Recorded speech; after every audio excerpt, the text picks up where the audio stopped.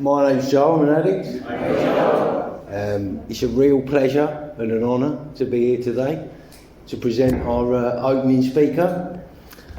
Our literature tells us that if we have total reliance on God, then He'll show us how to create the fellowship that we crave. And 4 years ago, there was no CA presence in Northern Ireland, none. And today, obviously, all you here, the first CA Ireland annual convention is being hosted in Belfast, right? And God is the director of all of that, all of it. But I think up here you'd be hard pushed to find someone who'd argue that our opening speaker hasn't played a massive part in that. A massive part in that. You know, he's a good friend, a trusted friend, someone who will always answer his phone to me, you know, and if I'm ringing, it's normally just to talk about myself, my self-pity and my resentments. And he will always answer his phone. You know, he's a man worth listening to, a man who's known a spiritual experience. So go on, give it up for Kell. Go on, Kell!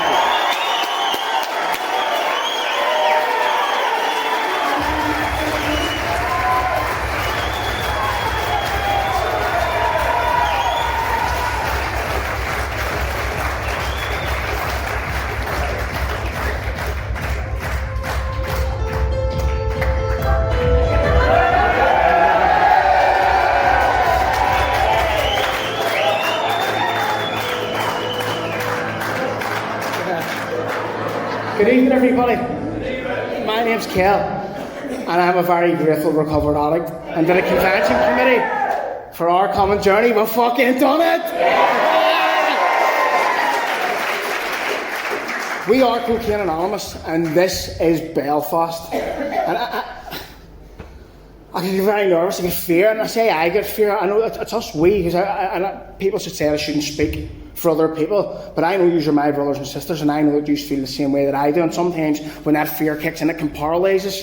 And when I went up to my room not long ago, I was meditating and praying and doing press-ups and cold shower, warm shower, sweating and pissing, and I didn't know whether it was coming or going. My ear popped, my contact lenses were stinging, and it was like the fear set into the physical body, and I know that, and I know that only too well. And when I sat there and I watched Michael and all the choir up singing there, and I seen all the smiles in their faces and how happy they were to just be able to serve the people in front of them, I thought, do you know what? I've got nothing to fear. I'm with my people, and I'm here to do one thing and one thing only. I'm here to make the point blank declaration to each and every one of you that God done for me, but I could not do for myself. I couldn't. He removed the obsession to drink and use. Joe spoke about it. Joe, thank you very much for introducing me. Thank you for coming down, mate.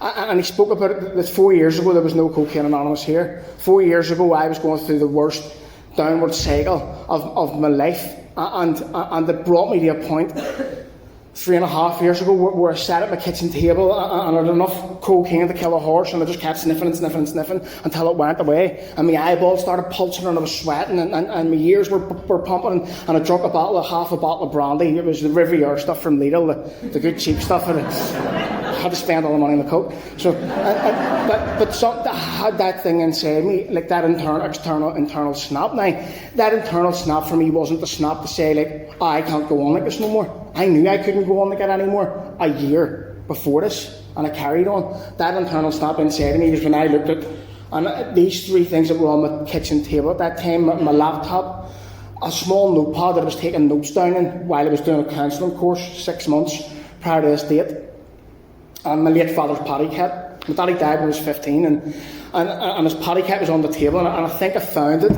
about a couple of weeks prior to this moment. It was one of them nights where all my drugs run out, and I was thinking, what did I do wrong? I couldn't have took them all, and I searched the whole house, and I thought, the fucking attic, I haven't searched the attic. And I got into the attic, and I was looking everywhere in the attic, and I found my father's paddy cap, and I looked at it, and that snap for me was when I looked at his cap and I says, Daddy, if you're there, if you can hear me, please come and get me.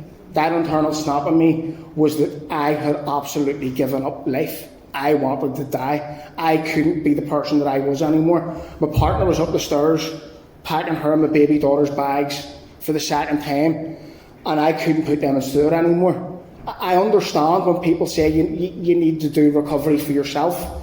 I understand what they mean by that, but I didn't do this for myself. I done this for them. Whenever I looked at that paddy cap and I meant every single word of it, please come and get me. If there's something there, please come and get me. And I didn't notice it at the time, but looking back now, I can see the significance of that event, because something came and got me. My hand lifted up, it opened a notebook, and it opened up on the page that says Cocaine Anonymous UK helpline number. I wrote that number down 6 months prior to that day, while I was doing a counselling course. It was during lockdown. I was sniffing and drinking while I was on the phone to the girl, telling her I'm getting better. Let's talk about trigger lists. Do you use when you're happy? Definitely. Do you use when you're sad? I have to bring myself up. Do you use at weddings? Yes. Funerals? Yes. Whoa. If there's oxygen in my system, I want to use. And she told me to go on and search Cocaine Anonymous in the north here. If we search Google, it brings us to Google UK. We're still a wee bit messed up that way over here. It's a touchy subject. Start seeing bricks getting through here in a minute. But it's like, I look back now and I can see the significance of it, that it opened up on that page. My hand went into my pocket, I took out my phone. I was sweating, I was the paranoia, the psychosis used to kill me, and I dialed a number, and a woman answered the phone, and she says, "You're going to be okay." She says, "Don't worry, you're going to be okay. I've sent you a WhatsApp meeting link," and it was a meeting in England, in the UK, the Gloucester Tuesday night newcomers meeting. It's my home group, it has been from that very first night. I went on to that meeting, and I seen, I heard, I felt that something had changed, like modem to modem. I could use displayed hope, faith and courage. 3 luxuries that I had long since experienced. I didn't know what those things were anymore. And when the girls spoke in that meeting, and all of the other people, their eyes were glistening, they were happy, they were content, there was energy. There was an energy, and I wanted some of that. At that point in time in my life, I was an absolute zombie. But how did it get to that point?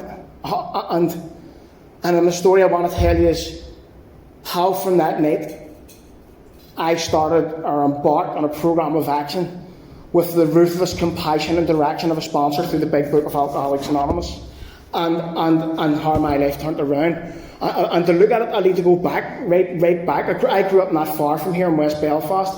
It was a tough enough estate to grow up in. I grew up in a family where you didn't show fear. And when I think back, I know now how much fear was a big part of everything. Now, fear wasn't the word you spoke about in my family. If I think back to my earlier memories, it's like I can remember one night in an alcoholic household, and if any of you have lived in an alcoholic home, you'll know the sound when the shit kicks off down the stairs. And I'm only a 5, 6, maybe 7-year-old boy lying in his bed, and there's those moments of deafening silence before the thud of the punches, and another deafening silence and the smash of the glass, and another deafening silence and the couch coming crashing down and the screams. And I can remember jumping out of my bed and screaming and crouching down against the wall and my head down. And I'm in absolute fear. I'm terrified. I don't know what's happening to my family down the stairs. I love my family. They all loved me. There was never any abuse or anything. They loved me dearly. But it was a violent home. It was an alcoholic home. And I can remember my brothers coming running up the stairs. There was like a 15-year gap between me and the brother above me, and then another gap between the brother above him. And I idolised my brothers. My brothers were known as fighters around this estate. Nobody would have messed with me in the area that I grew up in, because they knew I was the Kelly's younger brother. And I played up to that. But I can run up the stairs to me, and I'm this scared little boy sitting there, and I can remember them picking me up and sat me against the wall, their knuckles blooded, and looking at me and saying, "You're a Kelly. We don't show fear. We love you. We will always be here for you. Swallow that fear. Get rid of it. Never let anybody see it." And at that day, at that age, as such a young boy, I learned how to swallow fear. And what I believe happened that day is I swallowed the fear that it talks about in the Big Book. I swallowed the evil and corroding thread that had set into the very fabric of my existence. And as I would go through life, it would infest it all. And ego was a massive part of things for me from that day as well. When I stood up and I looked at my brothers, and I can remember thinking, I'm a Kelly. And I started to carry this wee chest out, and look at all the size of me now, imagine what size I was then. And can remember running around Lannadoon and seeing the army coming in, they're stomping machine guns, and I've got bricks and glass bottles. Get the fuck out of my street! This is my street! And I played up to all my friends, and I had to do these things. Because on the estates that I grew up in, if you didn't have an ego, you probably wouldn't have survived. And my ego was a defence mechanism. It was a cardboard cutout that I could hold up in front of all you because I thought that's who you needed me to be. And it kept me safe. I didn't know that behind it my whole life I was just a scared little boy. I didn't know that. Not until I came to the programme. But what I do know is when drink and drugs came along, I didn't need the ego. Whenever cocaine especially, when cocaine went into my system, it went up into my jaws, into my bone, I could feel it. It was like, yes, I've arrived. I could rip the ego up, get out of the way, Kell's here. I could do anything the ego that the ego could do it better than it. I could face the fights, I could face the petty crime, the drugs, the drink, all the stuff that's happening in the States. I could face my alcoholic family. I was able to stand up to my brothers. I became one of them. And it was all the cocaine and the drink gave me everything that I ever wanted. It took away the fear. It absolutely dissolved a fear that I didn't even know I had. I didn't even know I had it. But it took it away, and it allowed me to live with you, confident and content. And of course, it didn't last that way. It didn't last that long. And I managed to. In active addiction, I managed to accomplish quite a bit in the active addiction. I managed to see a lot of the world. When I started a small business, I was always liked with all the groups that I was in, and just petty dealing, making a bit of money. Everything was good. Everything was going great. But what I didn't know that was happening behind all of this ego and all this stuff was that the fear was getting worse on a spiritual level. And I started to need to use more drink and more drugs. And when it got to a part of my life that I felt like I completely lost control of the drug addiction. And my partner came to me and she handed me a shoebox. It was my birthday, and I said, "Oh, new trainers." And he opened it up, and it was a Manchester United tap. And I said, "It's a new United tap." And she says, "There's something else." And I found this stick, and I said, "What's that?" And she said, "That's positive. You're going to be a daddy." And I remember thinking, wow, this is great. And I remember being so happy about it. And I remember the fear coming. And I remember it coming at me. But I remember that fierce determination to win coming back again, and that ego coming back, and me standing up and saying, "You know what? All the shit's stopping. All the petty drug dealing stopping. All the crime stopping. I'm going to be a good, responsible father. My child's not going to grow up in an alcoholic household like I did. I'm going to change, and I've got 9 months to do it.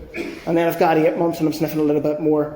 I've got 6 months, and I'm drinking more. 7 months, I'm smoking dope and popping pills." And the reality is that with my addiction, the more that I tried to fight it, the more that I tried to beat it, the worse it beat me up. The more that I try to get involved with my will stopping this addiction, it ripped me to shreds. And it brought me to a very, very dark place. It brought me to a place where I absolutely loathed myself. I despised myself. I remember standing now, I remember what it's like to look in the mirror and not know what's looking back at you. I remember what it's like to look in the mirror and see the gaunt reflection. I'm skin and bones. I'm grey. I'm wearing the same clothes I've been wearing for the last 3 weeks. My business is collapsing. My family are leaving me. I haven't paid my mortgage in 5 months. And my mind says, "But just one more line might fix it." And I get down on my hands and knees and I start crawling on the ground to see if I can find some white specks. And I'm in the bin getting the bottle out, trying to get the last drip out of the bottle. Because I believe inside me that just one more line, and it's and then I'll be able to fix this life. I'll be able to start repairing all this damage. And it became for me. I lived that way for a pretty long time, and I kind of felt like I was being torn apart by horses. Like my mind was being ripped this way, and my heart was being pulled that way, and my body was being pulled that way, and I couldn't just get everything back in the line again. I couldn't get it all lined up, and I was all over the place. I was completely and utterly baffled. I tried the drug addiction services, the counsellors, the psychiatrists, back to martial arts, tried the hypnotism, tried the weekend retreats. I tried all of these things. I learned some unbelievable stuff doing all of them things, but I walked out of every single one of them and used. I didn't know why. But now I can look, and the best way that I can explain it is that my addiction was in fire inside of my mind. It was a burning inferno, this burning obsession to use. When I went to bed at night, I was like, no, I'm not going to do this. I have to see my partner on her hands and knees crying.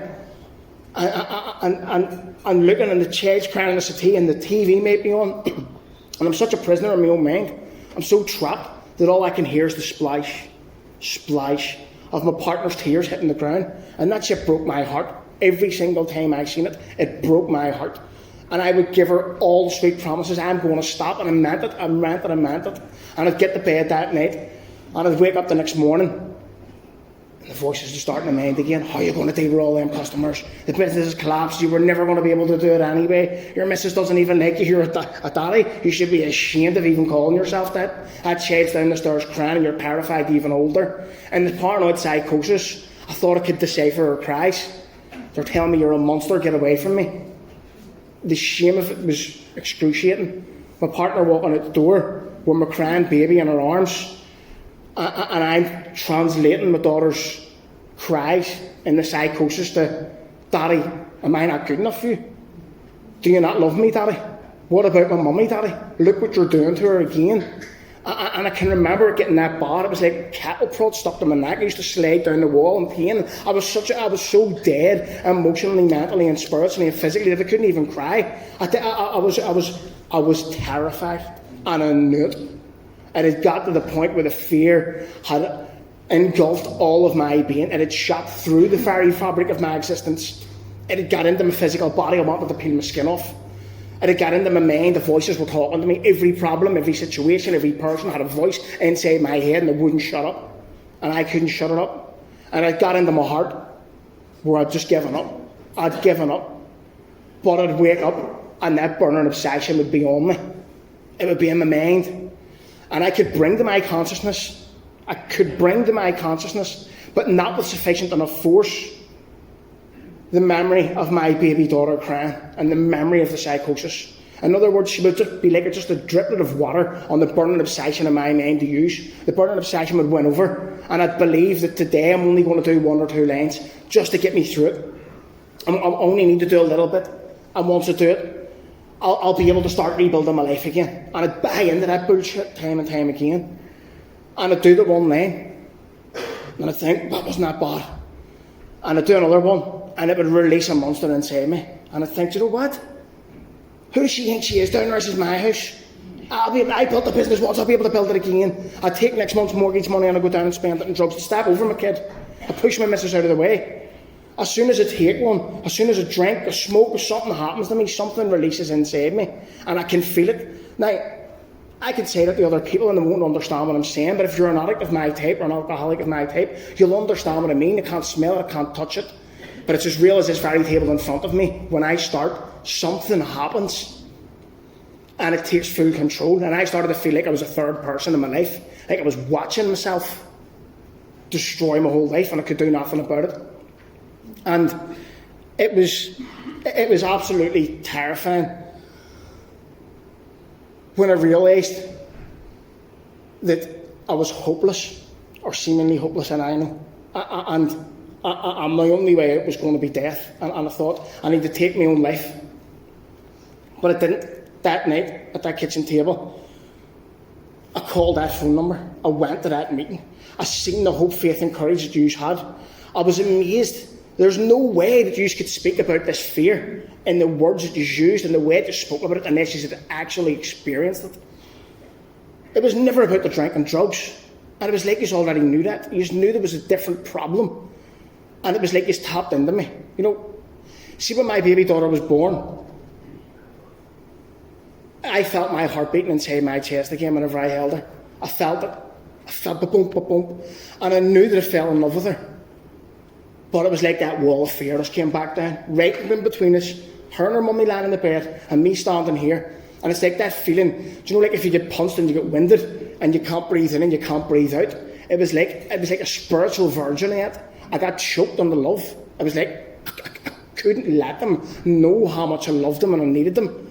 And even worse, I couldn't let their love into me. It completely blocked me off. I needed to use. I needed to see if I could find another way out. And I used after my baby daughter was born for like the first 8 months, and it was the worst 8 months of my life. It should have been the best. It was absolutely horrific.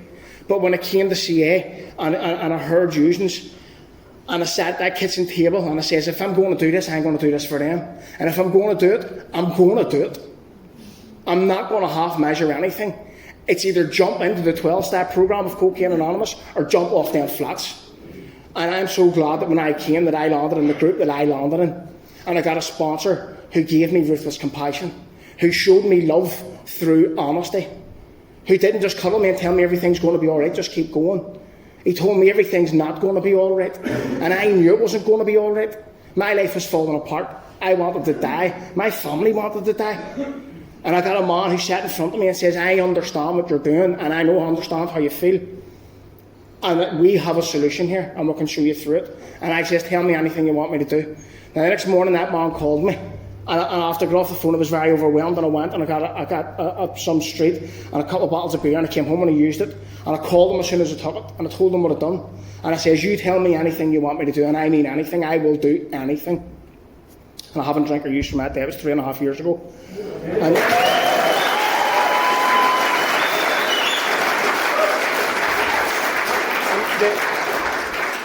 the greatest journey I've ever been on in my life started that day. He gave me a daily program of action, things that I could do, things that incorporate the 12 principles of our 12 steps, from praying, meditating, side by side, gratitude list, calling other addicts in recovery, reading the big book, studying the big book, calling him at a certain time, building integrity. And he asked me to do these things. I was like, what's that going to do for me? I can't stop using at all. And some people say, I've heard it said before, that the fellowship can't stop you using. We can just show you how to stay stop once you stop. That's not my truth. Those I call it my fundamental 5, because they were the essentials, the fundamentals, the building blocks of my program from day one. I remember doing those 5 things and getting a little bit of headspace from the voices. And then an hour later, my head was going, use. And I was thinking, oh, what am I going to do? And I called the sponsor.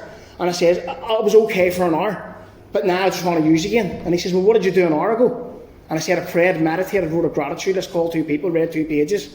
He says, well, then fucking do that again. And I done it again. And I had to do it again, and I had to do it again, and I had to start working the spiritual principles that I was soon going to come to learn. See, for me, this program is it's a paradoxical program. The paradox of the program is I have to apply it to get supplied with it. And I learned that so much, whenever things come up in my life, and I'll talk a bit more about it as I go through it. But if I want to have what's on offer here, I'm going to have to start acting like it. I'm going to have to start doing what's asked of me. And when I started to work these things, I started to get a day, and then a couple of days, and was doing as many meetings as I could, and then another couple of days, and then we started on the steps, and we started to go through this unbelievable program. And in step 1, I'm powerless over cocaine and all other mind-altering substances. I knew that a year before I got into recovery. I had conceded to my innermost self that I was an addict. I didn't need the book, a sponsor, or anybody to tell me that. The powerlessness was done out there, and it was done way before I got into the rooms. And my life had become unmanageable. My business had collapsed. My family were looking to leave me. I wanted to die. I had no problem at all with step 1. I came to the rooms with step 1 in my back pocket. And then came to step 2, where we came to believe that a power greater than ourselves could restore us to sanity. At the start, it was like, oh, a God thing. But the circumstances made me willing to believe. My life was falling apart. But that's not the only circumstances that made me willing. You were a circumstance that made me willing. Seeing the happiness, the contentment, the courage that you all had. Seeing how you wanted to help me, you didn't even know me. Bearing in mind, when I came in, there was no CA here. All of the people, and there's some of the people in the room tonight, some of them are going to be our speakers. Whenever I was calling these guys in England, and you may think I talk fast now, you want to see me when I just start taking cocaine. And I can remember talking to a guy in England, and I was yelping away for however long it was, and as soon as I stopped talking, he went, mate, I can't understand a fucking word you're saying, prof. But they let me talk. They try to give me advice, and what it done for me was just so unbelievable. So I lost track of where I was going there, but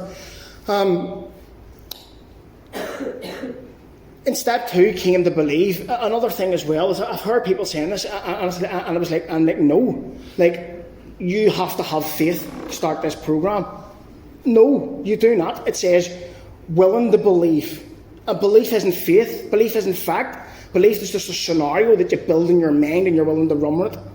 And for me, coming to believe was coming and lying down in my bed one night and saying, Kell, imagine if you work these steps exactly as this book says to work it, fearlessly and thoroughly.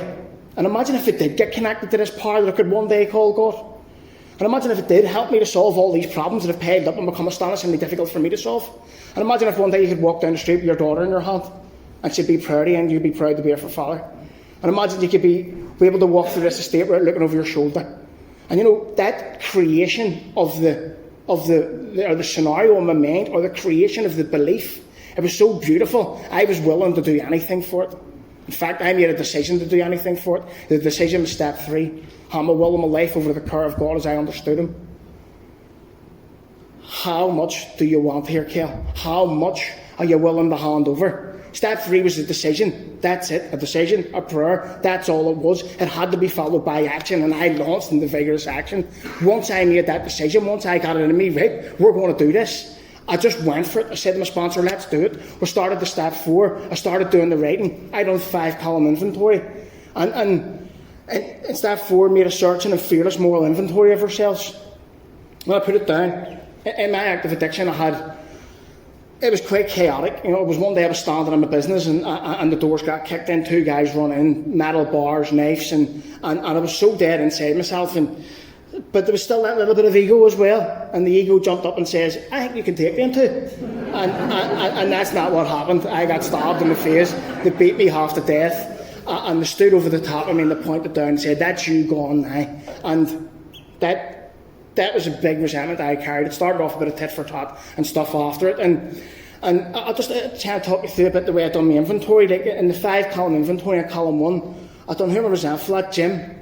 Column 2, keep it short. Don't need a big story, Kell. He tried to murder me. Column 3, what does it affect? It affects all areas of my life, all basic instincts. My pocketbook, my sexual relationships, my pride. Can't remember the other ones now just offhand, but I could see how it affected all of those areas of my life. And it says in the book about that's how far I've ever kind of looked at it. You know, yeah, Jim done that, and this is how it affected me. But the beautiful thing about the 5-column inventory is we get to go to the 4th column. We get to look at my will in this here. We get to look at my defects of character. And this is very, very important for me, because in the defects of character, I work with 14: sloth, impatience, intolerance, inconsiderate, selfishness, self-seeking, self-pity, self-centered, greed, gluttony, lust, envy, dishonesty, and arrogance. And I work with those. There are many, many more. We can put many in, but these are the ones that I work with because I could umbrella the rest of them underneath these defects of character. And whenever I looked at it and went, well, sloth, well, what were you doing, Kell? Well, you shouldn't be getting involved in petty drug deals. Or you should be paying your drug dealer whenever he gives you the drugs, and this stuff's not going to happen to you. And where was my arrogance at play here? How dare you do that to me? How dare you do that to me, Jim? Where was my impatience at play? I'll get him back, I'm going to get him back.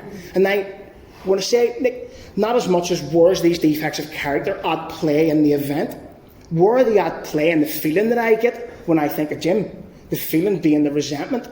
So when I can pick this feeling apart, I can see it all for what it really is. It's my defects of character, all combining together, giving me the feeling of anger. Jim pops into my head, I'm angry, it must be Jim, and I want to kill Jim. And it was consuming me and controlling me. And then in column 4, my will, I get to step into column 5, or I get to look at column 5 and God's will. How do I get to God's will? How can I stop the arrogance? How can I be humble here? How can I be honest? Jim, I stole your money. How can it be the right action, the opposite of slothfulness? I can pay the money back.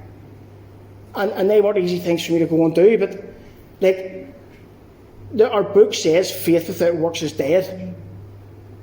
Have as much faith as you want, do as much prayer as you want, but the bottom line is, if we're not willing to start putting some action into God's will, then we're not going to be able to move forward from these resentments. We're not going to be able to get rid of the resentments. So in column In the step 5, I shared all this with my sponsor, and he taught me how to do the inventory as well. In the step 5, how to get from column 4 to 5, and then and shared it with God. And then in step 6, entirely ready to have God remove all these defects of character.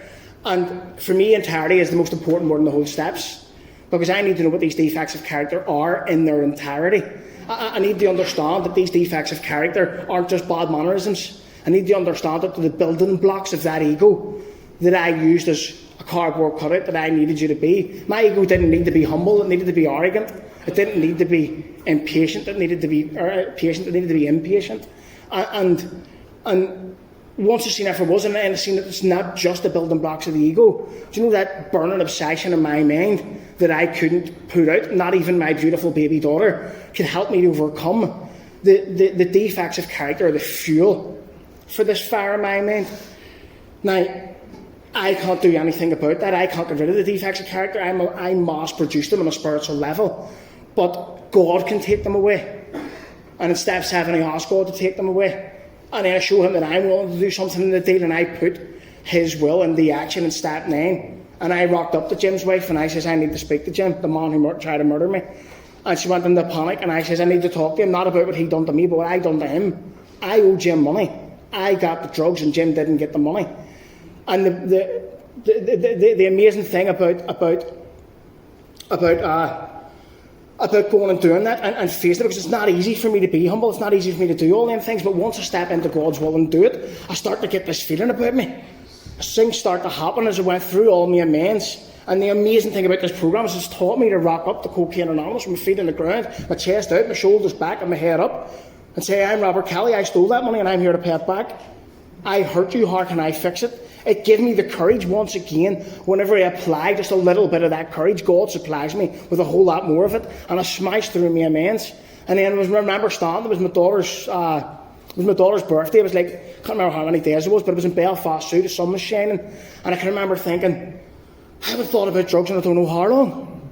And I felt it, that even when it brought the thought of drinking drugs to my mind, it didn't have that mad magnetic pull, like it was trying to drag me towards it. And that was at step 9, and I knew that it changed, I knew that it happened, and then I moved on to living in the daily disciplines of 10, 11 and 12. And I do them every day. I continue to take personal inventory, and I pray and meditate.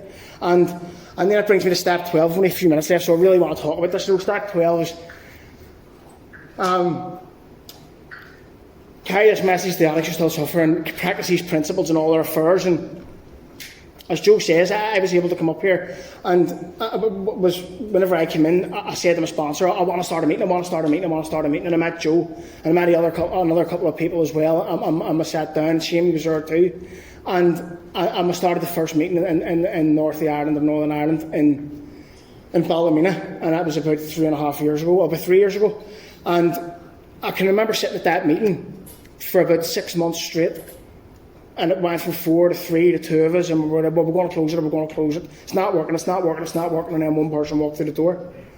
And then another person walked through the door, and we kept at it. And another person. And then a person came through the door, and he got sponsored through the 12 steps, and he started the second meeting in Armagh. And then we kept going. And then I met Megan. And during my recovery, I had went to many places in Belfast to try and start a meeting in Belfast. Rapped many doors, made many phone calls, and as soon as I said Cocaine Anonymous, to put the phone down. It was as blunt as that. They didn't want us. But when Michael came along, and he was a member of St George's Church, they gave us a room, and we started that meeting. And it just went from strength to strength after that meeting. Somebody came into that meeting and started the West Belfast meeting, Shamey. Connor started Maharaj. Shawnee started Donegal Dairy. East Belfast started Renee in the rehabs. It just grew and grew and grew and grew. And I love going to my own home group on a Saturday night and seeing it. My home group's the type of home group when a newcomer comes in, they're like piranhas. They're on top of him. Get him, he's mine. And a lot of people say that you shouldn't do that. That's wrong. We shouldn't do that. We shouldn't be making that approach and all. These are scaring people away. Yeah, we are. Yes, we do. We've scared many people away. But they're back out there with God. It's our job. We believe that when they come in here, they're given everything that they need for a chance to recover. They're given a sponsor. They're given a big book. They're able to work the steps. They're given service at the meeting. And it's evident, and the truth is in it. it's just grew and grew and grew, more and more people. Most of the room's ready for sponsorship. And it's just beautiful to see it all growing. And to see, for me, I've been very lucky because I've had the privilege of watching all these people come into the meetings. Look what happened to me is indescribably wonderful.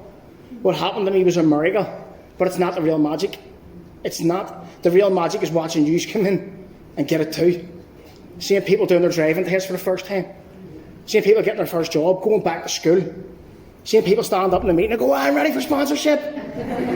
Seeing people buzzing about our home group, absolutely alive. Had a woman put her arms around me, crying and say, I just got awarded non-supervised contact with my kids today. People are getting their kids back, kids are getting their parents back. This is Cocaine Anonymous. This is what happens here. And it's unbelievable. And to see it, it's an absolute pleasure for me. And it's you. It's easy for me to keep going. I love it, Cocaine Anonymous, so much, and it's thanks to you. I don't know what trials and low spots God has laid out for me. But I do know this. I know that I'll face them with you, because you're my heroes. You are the people that keep me going here. And because of that, I've managed to have a life with my family now. It talks about living a life beyond their wildest dreams. Rocketed into the fourth dimension. We've struck something better than gold. Well, what is it that's better than gold? Tell me. Tell me what is it that you've struck that's better than gold, and I'm going to tell you what's better than gold to me. God. The chance to live a spiritual life. And what a spiritual life looks like to me. Not long ago, in a park not far from here, I was out with my partner, my daughter, and my wee dog. He's a wee cavapoo, he's like a wee teddy bear. He's gorgeous. And I worked, honest work, and paid honest money to buy him for my daughter, because my daughter wanted a dog, and she says, Daddy, I want a dog. And her daddy turned up and bought it. And we went out at that park, and it was a sunny day. The sky's clear blue. The grass is green. The flowers are pink and blue and orange. And the kids being running about with my dog chasing. The dog's running. His ears are flapping. The tongue's out the side of his mouth. And his eyes are locked onto my daughter because he loves her. She's his best friend. And I'm open to seeing that today. And when my daughter's running, her hair's blowing in the wind, and she's beautiful. Her wee legs are flapping, and she's locked her eyes onto me, and she can see me looking at her, and she's going, Daddy, can you see? Daddy, can you see? Daddy, can you see? And I know she's not trying to say, Daddy, can you see? She's trying to say, Daddy, can you feel? Daddy, can you feel how happy I am? Can you feel how proud I am to have you back? Can you feel how much I love you? I can stand here today and tell you that this drug addict who held his daughter in active addiction and wanted to fucking die while he done it is a proud father. Is a proud father today. I can be sorry. I can be the man that I always wanted to be. The fears have fallen from me. Even standing up here now, I had to sniff a half a gram of gear to walk into a local shop to get enough confidence to ask for a packet of skins. I'm standing up here now in front of all of you, and I can look every single one of you in the eye. I can feel the nearness of my Creator in these times. Whenever my baby daughter, I'll tell you another story. I get up in the morning, telling this one for Paul Morrigan. When I get up in the morning, now, I feel like I've got an opportunity. I don't feel like I want to die. I feel like, Kell, there's a chance that you can do something today here. Something that might leave a little bit of a footprint in the world. Cocaine Anonymous has given me the opportunity to do that. I can go and have breakfast with my family. I can go and do an honest day's work for an honest day's pay. I love my cooking back in recovery again. I love going shopping. When I get the money and I can go down, I can run about the shop, and I've got my senses back. I can hear and see and smell, and I'm picking up the apples and it smells nice, and picking up the leeks, and that's going into a wee soup later, definitely. And I can see one of my mates, a couple of aisles down, they'll be like, Yo, Macaulay, what's happening, mate? And he's like, Jesus, what's the matter, Kell? But I don't care, because I'm part of life again. I'm part of life again, and I can do it, and I've nothing to be afraid of. And I don't have to avoid the drink sale. I can go down to the drink sale and buy my missus a bottle of drink. Our book tells us when we're spiritually fit, there's nowhere that we can't go. There's nothing that I can't do. And I can go down and do it, and buy my missus a drink, and I go home and I let my daughter smell the garlic when I'm cooking, and I make her eat pasta or something, and we all sit down at the table, and my daughter sits there and she can't suck the pasta in her lips properly. She sucks it and it bounces about her face, and the pasta is all over her face, and she's looking across the table, her mummy's shouting at her, Kell, what are you doing? What are you doing? She's got that all over her face, and she'll smile at me, and she'll have a little soft blink. And in that blink, without her saying a single word, I I can feel her telling me she loves me. The wall of fear is not there no more. And more importantly, I can give her that blink back and I see her smile rising up because I know that she knows her daddy loves her. I've developed the vital sixth sense that it talks about in the book. In those moments where there's love in my life, where there's forgiveness, where there's courage, where I'm able to apply those things, that is the nearness of my Creator. That's what Cocaine Anonymous has given me. And it can give any one of you it. I have had the absolute pleasure of serving this fellowship from I came in. One-way chip. And it's just given me so much back in my life. It's given me you. It's given me my family. I'm trying to rebuild my business. I'm in more debt than I've ever been in recovery than I was in active addiction because I just opened all the letters. Right? Gonna have to face all that now. But I'm making massive headway. When I came in, I thought I'm never going to be out of debt. I'm going to be in debt for the rest of my life. But now I'm probably looking at like 5 years, and that's a massive, massive change. And it's from daily action, turning up in Cocaine Anonymous. And it all boils over into the rest of my life. I started here in the morning, in the big book, in prayer with God.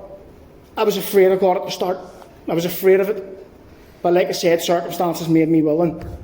And if you feel that way as well, I beg you to lay aside your prejudices. I beg you to set them aside. Maybe I'm standing up here, and maybe I'm full of shit. Maybe I didn't get connected to a higher power, but maybe I'm not. Maybe we're not. Maybe we are living this unbelievable life. Maybe you can too. Would it not be worth a shot? Would it not be worth a shot for your family, for yourselves? If it is going to be worth a shot, come and join us at Cocaine Anonymous. Thank you very much, everyone.